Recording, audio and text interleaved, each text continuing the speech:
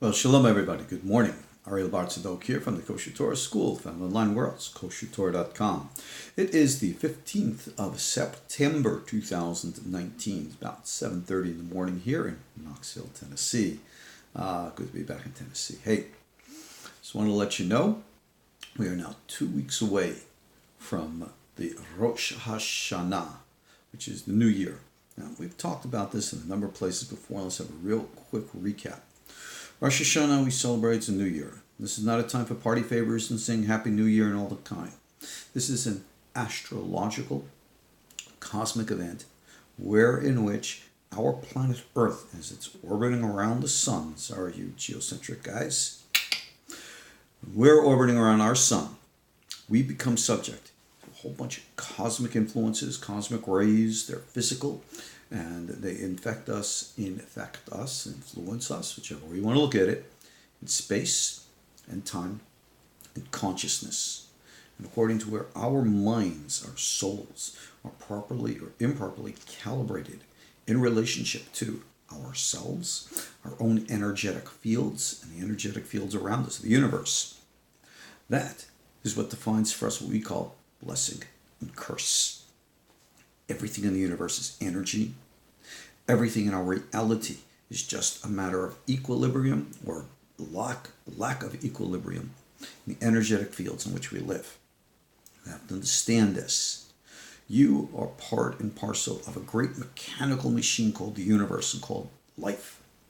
You can get on your knees or however else you choose and pray to God in heaven that He's going to change things for you magically.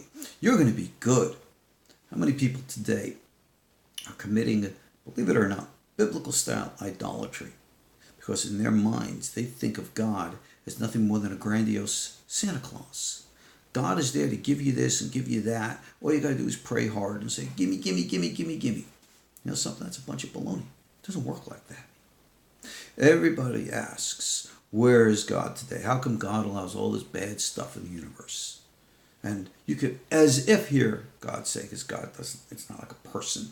It doesn't have like an ear physically or anything of the kind. Well, that biblical talk is metaphorical. God is not going to answer you. God is waiting for you to answer him, if you will. Don't sit around waiting for God to answer your prayers. You get up and do something.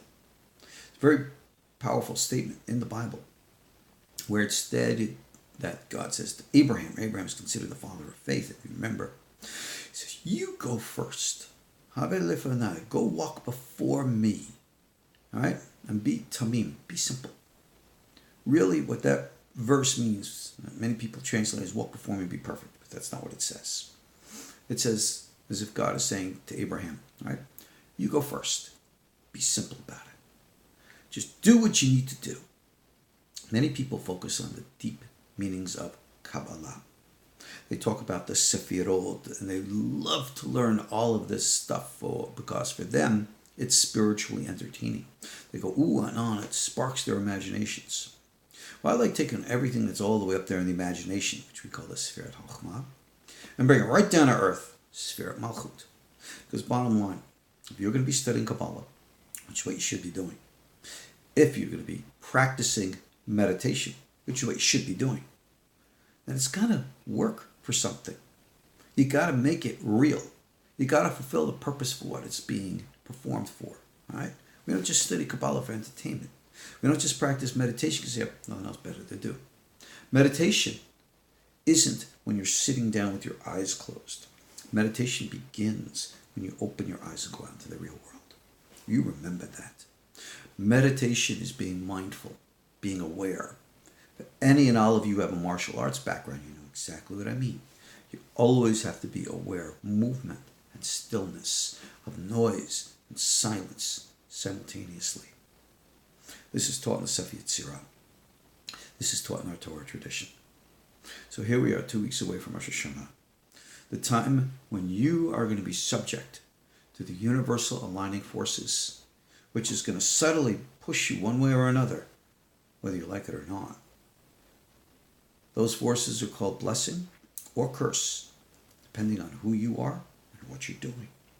So now's the time to get your acts together. to actually implement and fulfill the purpose of all of these different things.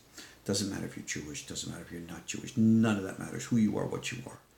Get yourselves aligned. Return to where you need to be. Understand these things, please. We only have a few minutes to talk every morning. It's up to you now to implement these things to take you through the rest of the day. Questions?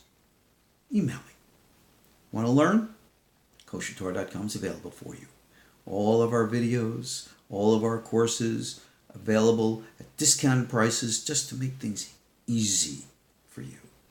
My daily blurbs, my Patreon page, go check these things out. They're there for you. Alrighty, guys, let's continue this, God be willing, tomorrow, hopefully. Talk to y'all soon. Shalom.